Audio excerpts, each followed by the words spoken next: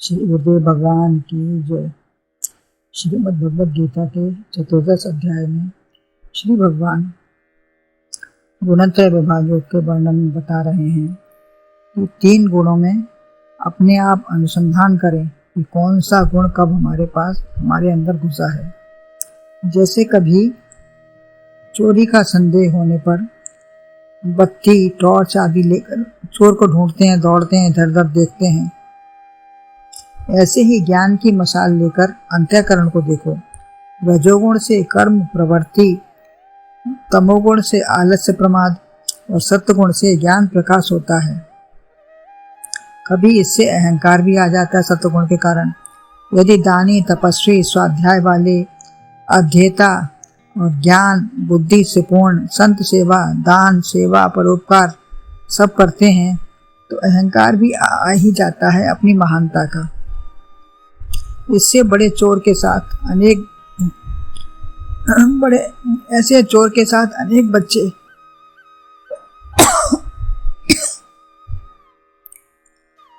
बेकार रूपी बच्चे हैं। इसके काम, क्रोध, लोभ, मोह व रजोगुण आ गया, सतोगुण चला गया, धीरे धीरे तमोगुण भी हावी हो गया। ऐसे ही जैसे ज्वर के जोर से भोजन की रुचि चली जाती है तो अपनी सारी अच्छाइयाँ धीरे धीरे गायब होने लग जाती हैं। अतः कल्याणकारक, उद्धारक, रुचिकरक सत्संग से जो रुचि थी वह समाप्त हो गई। शुभ कार्यों की रुचि चली जाए तो मानो कोई पतित अंदर बैठा है। अतएव शुभ कर्मों के द्वारा उसे पतित को निकालने की कोशिश करो। जैसे दीपावली में सफाई करते हैं हर प्रकार की, ऐसे ही अंतःकरण का दोष भी निकालो। यहाँ तक कि मिट्टी के तेल की यदि शीशी को भी साफ करना है तो उसको अनेक सोडा, साबुन, गर्म पानी के साथ साफ करते हैं। फिर भी यदि नहीं हुआ तो गुलाब जल या उससे तेज सुगंध भर देते हैं तो दुर्गंध चली ही जाएगी। ऐसे ही दोष भी अवश्य निकलेंगे यदि कोशिश करेंगे तो। यहाँ अब 19वें श्लोक में भगवान युक्ति बताते हैं कि कैसे हम अपने दोषों को देखें और निकालने की कोशिश करें।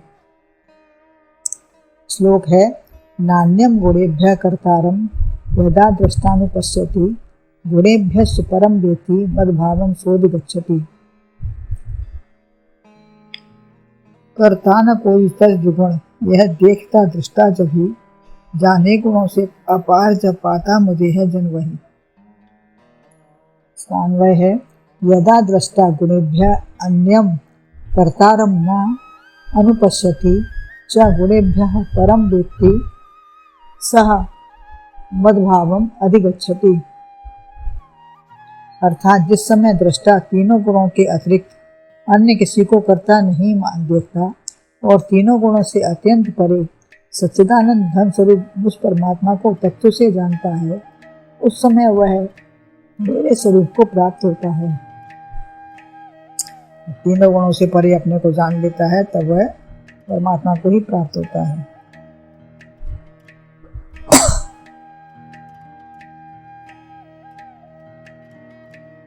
जैसी वस्तु रखी वैसा ही हो गया।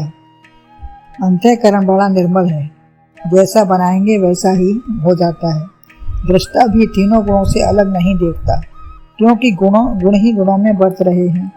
मैं करता नहीं हूँ और तीनों गुणों से जो अति परे है सच्चिदानंद परम ब्रह्म परमात्मा, यदि उसे सगुण भी माना तो भक्त अपनी भक्ति से उसमें गुण भी आरोपित कर लेता है।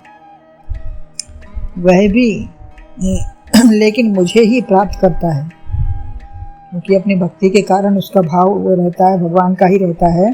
तो चाहे सगुण हो या अथवा निर्गुण हो, वह मुझे ही प्राप्त करता है। संसार, गुरु या परमात्मा जिसका ध्यान करेंगे उसी की प्राप्त करेंगे। दूसरों की चीज़ों में ही पड़े रहकर वही दोष गुण घर कर जाएंगे। चिंतन परमात्मा का हो, श्लोकों पर अर्थ का विचार हो तो गूढ़ार्थ व श्लोक सब हृदय में बैठेंगे। क्योंकि गीता तो मेरा उत्तम घर है, ऐसे जब भगवान को रखोगे तो ऐश्वर्य व लक्ष्मी जी भी आएंगी। दीपावली का पूजन गणेश जी के साथ होता है। लक्ष्मी के साथ सद्बुद्धि बनी रहे, अन्यथा खराब कामों में धन खर्च होगा। दूषित नीच विचार वालों के लिए ये जुआ आदि है। जो दूषित विचार वाले हैं उनके लिए जुआ आदि है। गणेश जी सद्बुद्धि मिले तो जुआ मदरा पटाखे नहीं होंगे। उससे कितनी मौतें, घरों की दुर्दशा होती है और नुकसान भी होता है। इन दोषों को हमने ही डाला है, हम ही को निकालना है। अन्य उपहार भी दिए जा सकते हैं अच्छे अच्छे।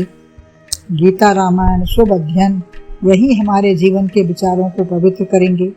दृष्टा, साक्षी, चैतन्य, आत्मा या जीवात्मा, प्रकृति या मन बुद्धि, जैसा भाव रखें वैसा ही नाम है इसका। शरीर करता तभी है जब गुणों ने अपना अधिकार जमा लिया। गुण शरीर में घुसकर बैठ गए। जैसे आलस आ गया तो मन भी वैसा ही हो गया।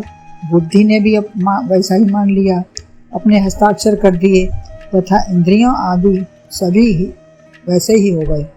अतः तमोगुण ने अपने सब कर्मचारियों को अपने में मिला लिया। बुद्धिमान चोर, जैसे बुद्धिमान चोर पहले कुत्ते को फिर नौकरों को अपने बस में अनुकूल करके तभी अपना काम तमाम करता है। 10 नौकर हैं हमारे। ज्ञान इंद्रियां, कर्मेंद्रियों को बस में कर लिया शरीर में। अच्छा अच्छा खाना, पहनना, देखना, सुनने से गुणों को शरीर मित्र मान लेता है। मानने पर पतन ही होता जाता है। बड़ी कठिनाई से सद्गुरु, उपदेश, संत दर्शन, स्वाध्याय, ज्ञान प्राप्ति की धारणा विचार बनती है। अशुभ होते देर नहीं लगती।